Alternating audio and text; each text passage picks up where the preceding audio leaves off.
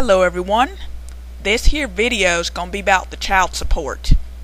But before I get off into that, when I had my other channel, I was accused by several people of being a feminist, and I have no idea why. And they never bothered to ask me any questions about what I think about anything. They just told me I was a feminist for some reason. But anyway, I'm going to spend more time on this channel just telling some of my views and just to open up things for discussion, not really to convert anybody. So anyway, here we go. Child support. I'm against child support for sure for unwed mothers. I haven't really thought about how I feel about it for divorced mothers and people who are in any other kind of situation, but for unwed mothers, I'm against it. Now, it has nothing to do with raising the moral standards of women, which is an argument I've heard used against child support. I'm still on the fence about whether you can even raise anybody's moral standards. But anyway, the reason I'm against child support for unwed mothers is in the interest of fairness. For all the feminists out there, the women's movement was about making things equal, not about giving you special rights up over a man. If a woman gets pregnant by accident, she has options after conception, whereas a man does not. The man is trapped into whatever the woman decides. If she decides to keep it, he's got 18 years of child support. If she decides to abort, there's nothing he can do about that. That was the whole point of abortion, to keep women from being forced into motherhood, but then we turn around and force fathers into it.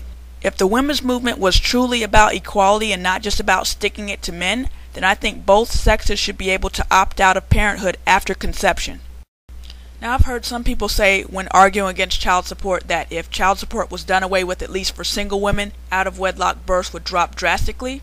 I personally don't think it'll drop nearly as much as these people think it would, because I don't think the majority of out-of-wedlock pregnancies are from a woman who said, "Ooh, I gotta get that guy for his money." I think in most cases we're talking about whoops babies, and then situations where a woman just wanted a baby off of a certain guy. She wasn't after his money, she just wanted a baby by him. Those two situations will be unaffected by doing away with child support, so I don't think we'd see that big of a reduction. But my reason for why I would do away with child support has nothing to do with that.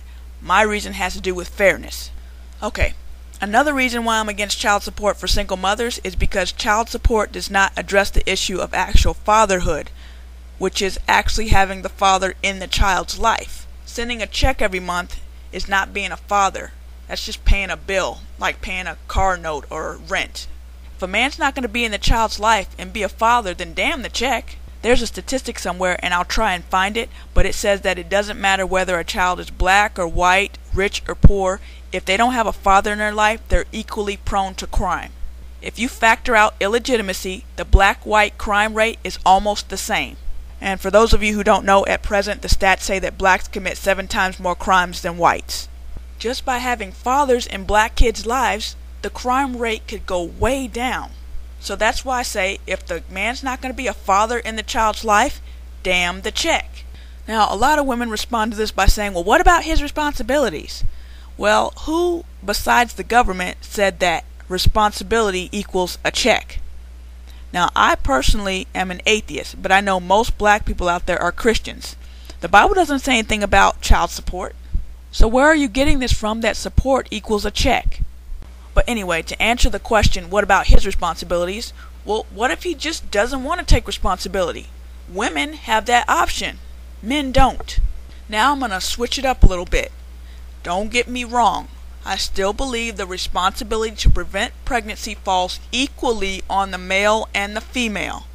However, I just don't think one side should have options that the other one doesn't have. Now, men, you know the rules. You know the laws are not in your favor, so you better act accordingly.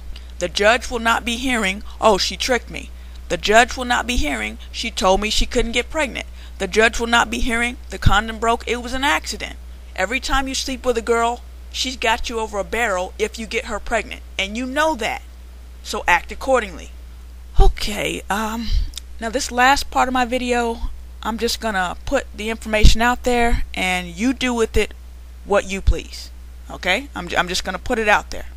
Now, while we females have more options after conception, you males have an option before conception that we females do not have, yet you do not take advantage of it in most cases. But I'm going to clue you into it.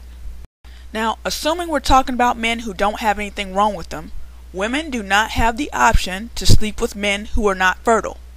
However, men, there are women out there who you can hit unprotected if that's your thing, and you will never get them pregnant. But the majority of you are passing them by, and that is postmenopausal women. Now, before you turn your nose up at the idea, not all postmenopausal women are a bunch of old dried up hags. There are some sexy women who don't get visits from Aunt Flo anymore. So what I'm going to do now that we've reached the end of this video is I'm going to put a few pictures up of the type of women I'm talking about. You don't have to thank me now. You can thank me later. Glad I could help. Bye-bye now.